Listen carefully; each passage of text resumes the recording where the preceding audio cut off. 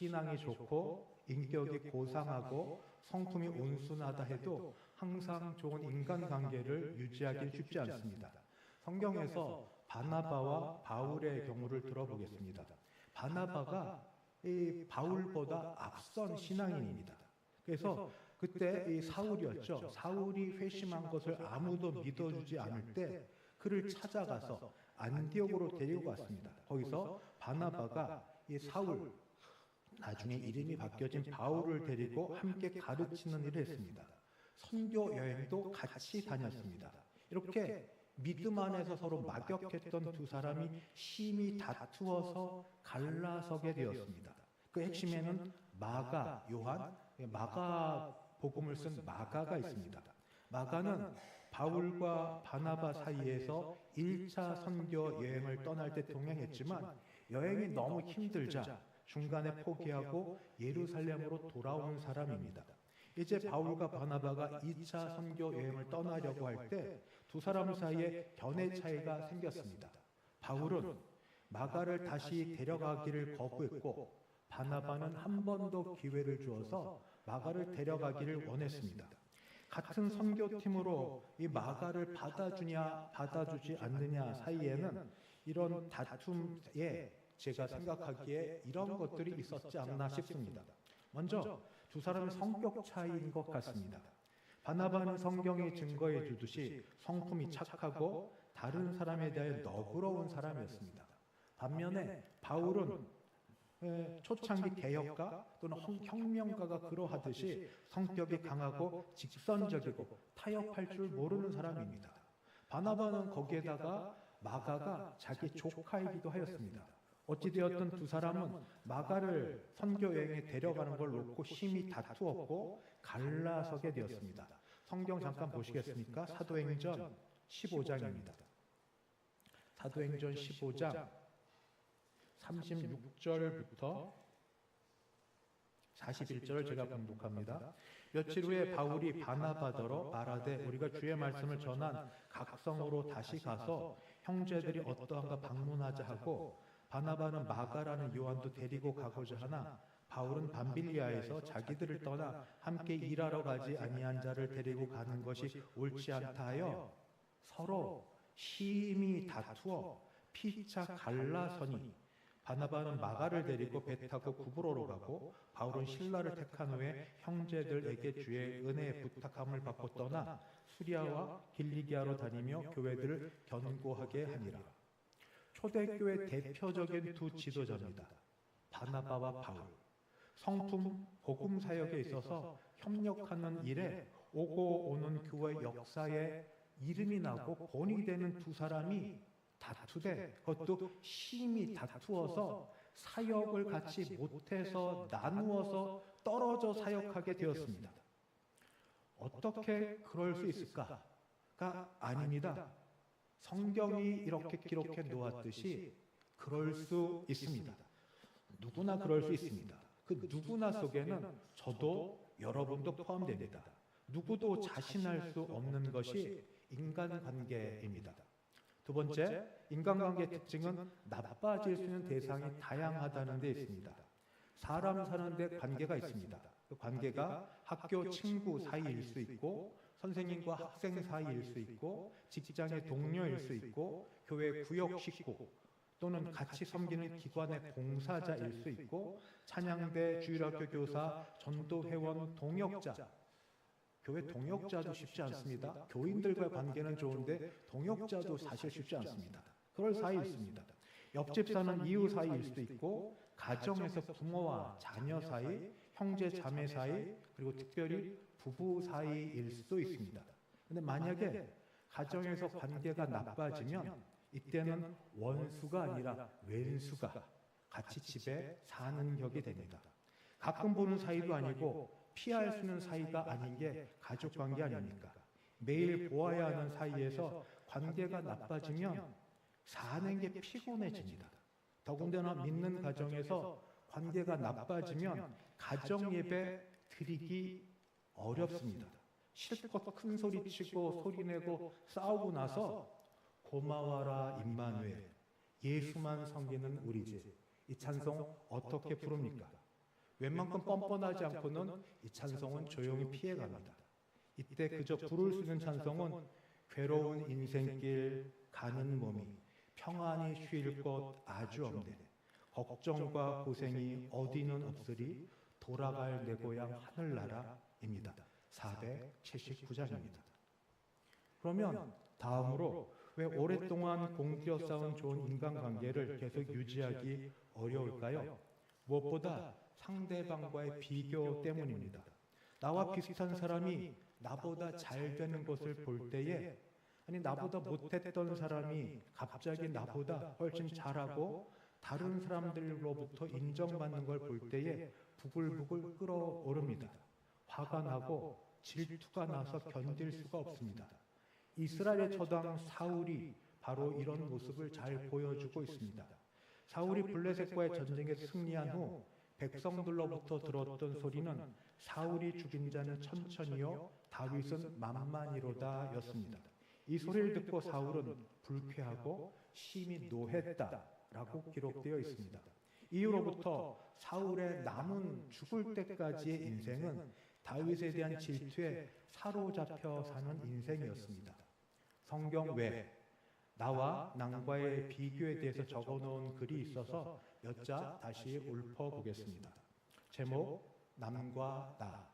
남이 승진하면 상사에게 아첨한 것이고 내가 승진하면 능력 있는 것이고 남이 어떤 일에 시간이 오래 걸리면 게으른 것이고 내가 오래 걸리면 신중한 것이고 남이 고집을 꺾지 않으면 완고한 것이고 내가 내 고집대로 하면 소신 있는 것이고 남이 모험을 하면 무모한 것이고 내가 모험을 하면 용감한 것이고 남이 다른 사람의 흠을 이야기하면 성격이 모난 사람이고 내가 그러면 분별력 있는 것이고 남이 명품을 구입하면 주제도 모르는 것이고 내가 명품을 지내면 이제야 겨우 격을 맞추는 것이고 남이 얼짱 소리를 들으면 필시 성형수술한 것이고 내가 얼짱 소리 들으면 하늘로부터 자연스럽게 주어진 것이고 남이 산 땅이 몇 배로 오르면 부동산 투기한 것이고 내가 산 땅값이 갑자기 오르면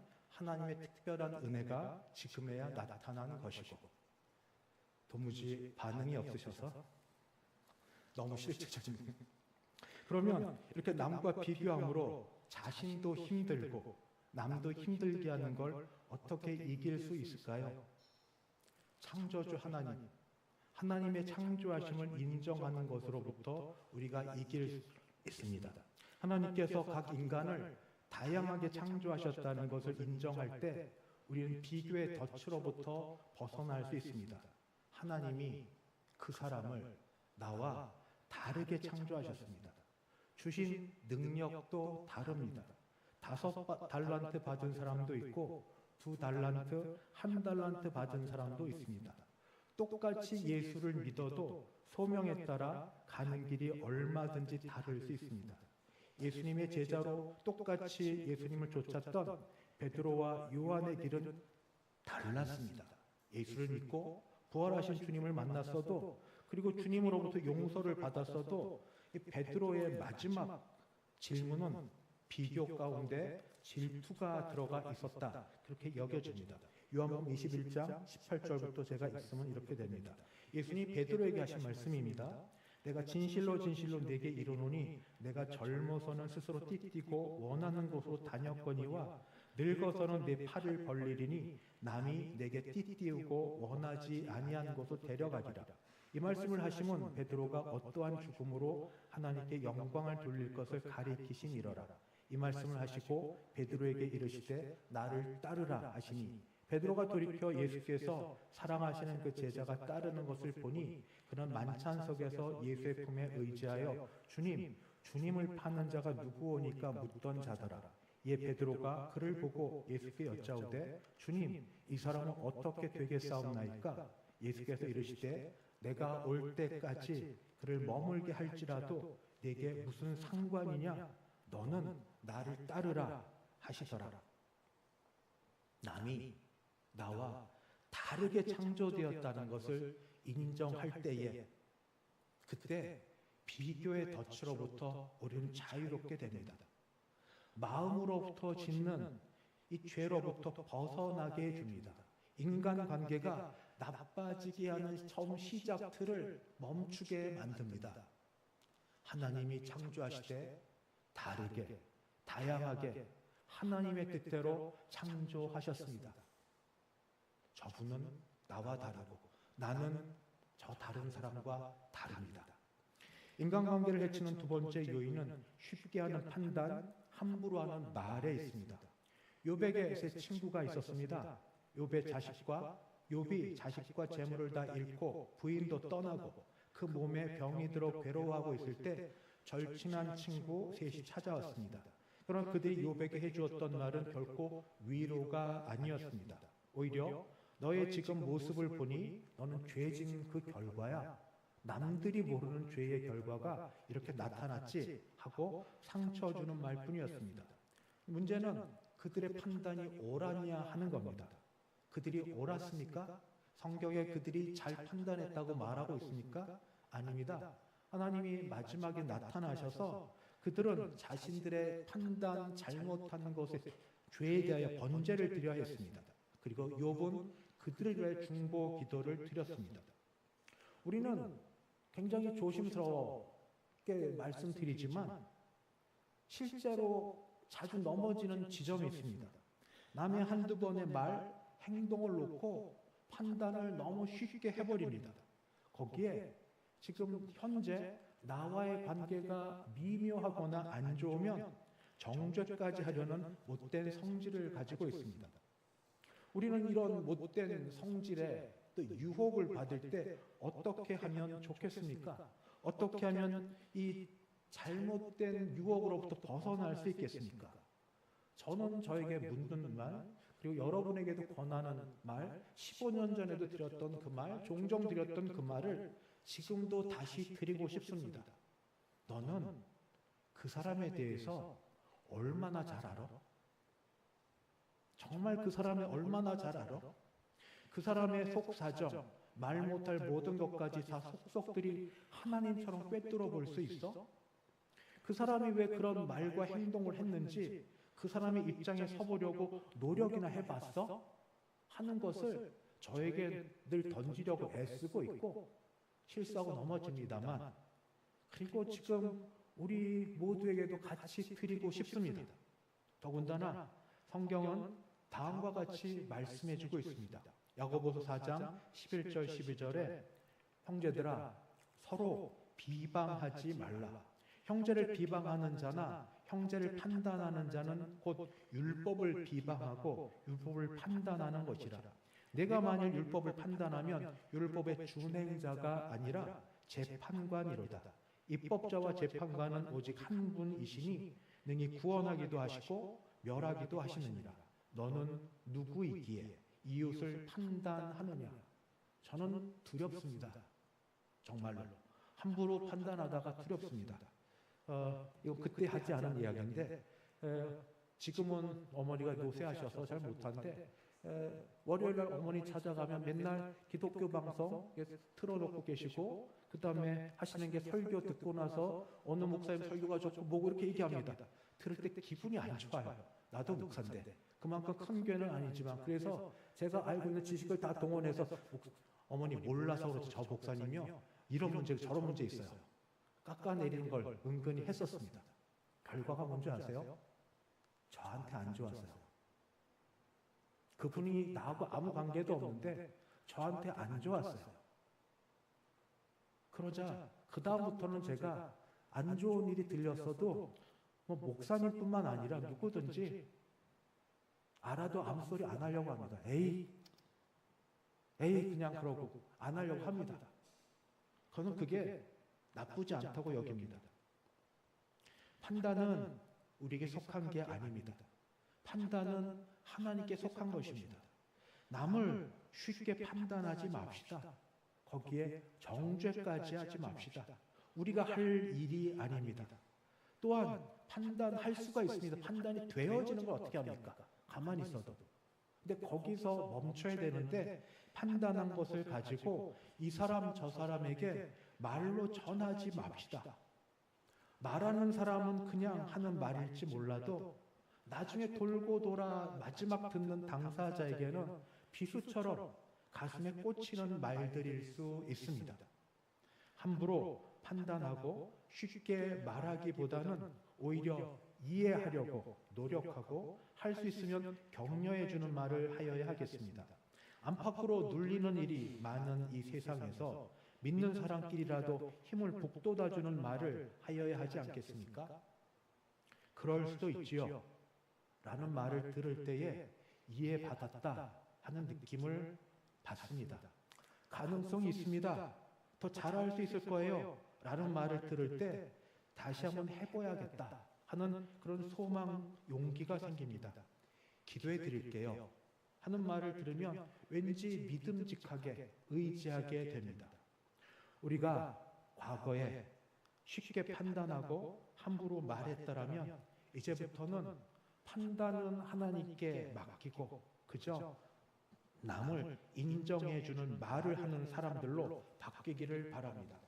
마지막, 그러면 어떻게 좋은 인간관계를 유지할 수 있을까요? 무엇보다 제일 중요한 것은 하나님이 내게 베푸셨던 은혜를 기억하는 겁니다. 하나님이 나를 얼마나 사랑하셨나, 도망갔고 죄졌고 부인하고 거역했던 나를 얼마나 기다려 주셨나, 얼마나 오랫동안 용서하시고 용납하여 주셨나. 하나님께서 내게 베푸셨던 은혜를 기억하면 할수록 인간관계 속에서 조금은 더 넉넉해질 수 있습니다. 찬양 찬송가 늘 첫 구절, 나 같은 죄인이 용서함 받아서. 나 같은 죄인, 나 같은 사람을 구원하신 주께서 나를 이 정도까지 기다려 주신 만큼 우리도 조금만 더 기다려 봅시다. 조금만 더 참아 봅시다. 조금만 더 견뎌 봅시다 하고 결심하면 어떻겠습니까?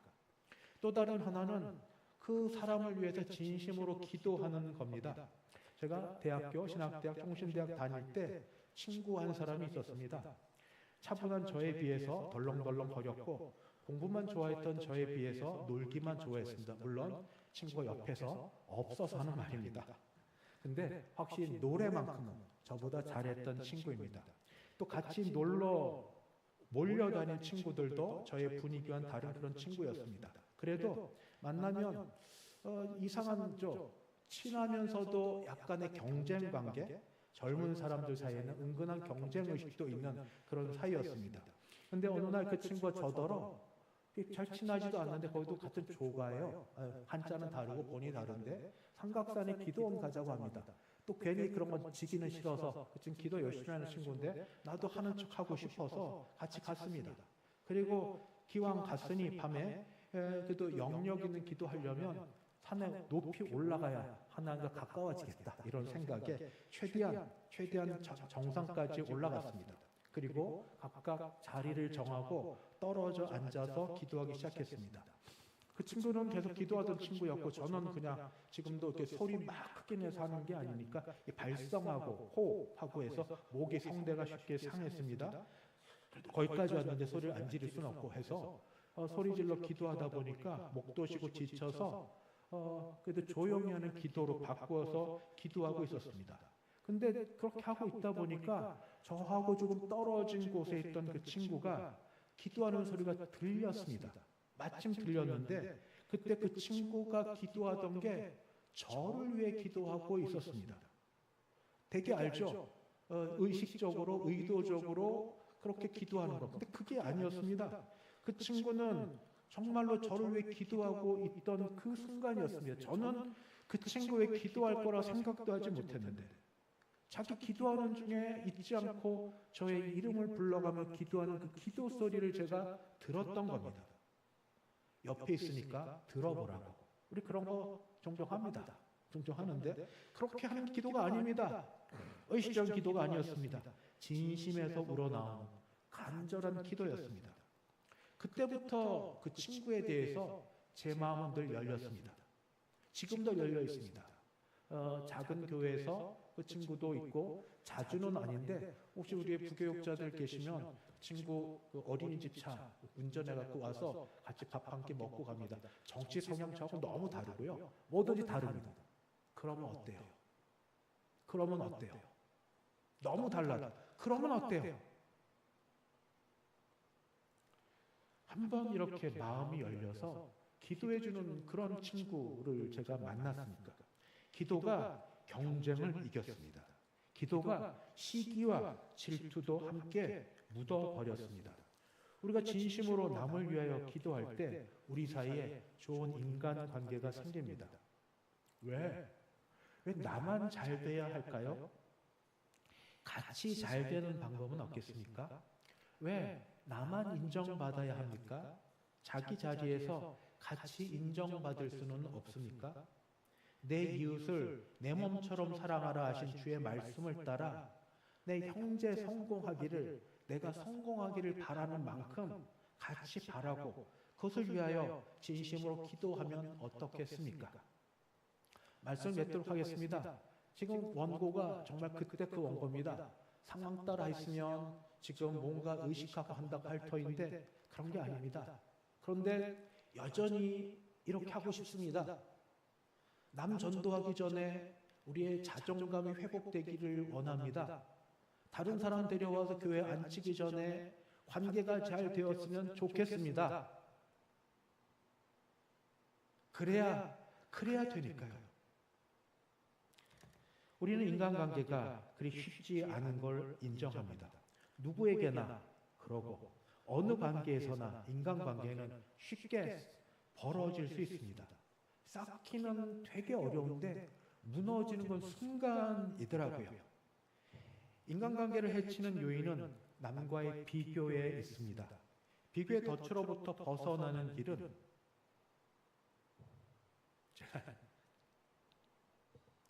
나와 다른 남을 인정하는 데 있습니다. 나와 다르게 하나님이 그분을 창조하셨습니다. 다름을 인정하면 됩니다.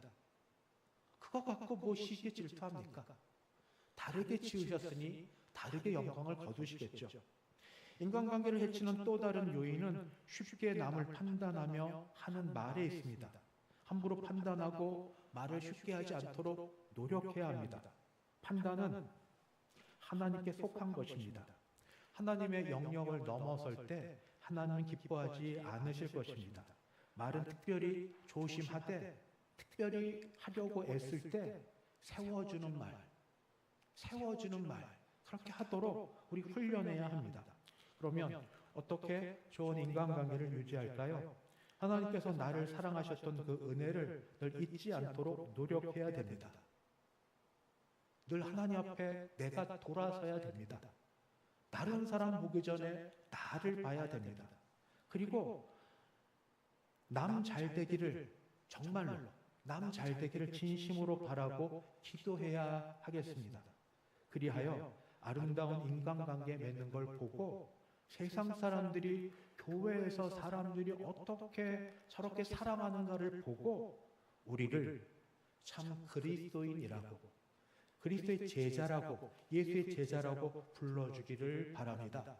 이 말씀으로 제가 15년 전에 어쨌든 선보는 설교였지만 말씀을 전하였고 15년 이후에 그래도 지금 그때나 지금이나 저는 동일한 마음입니다.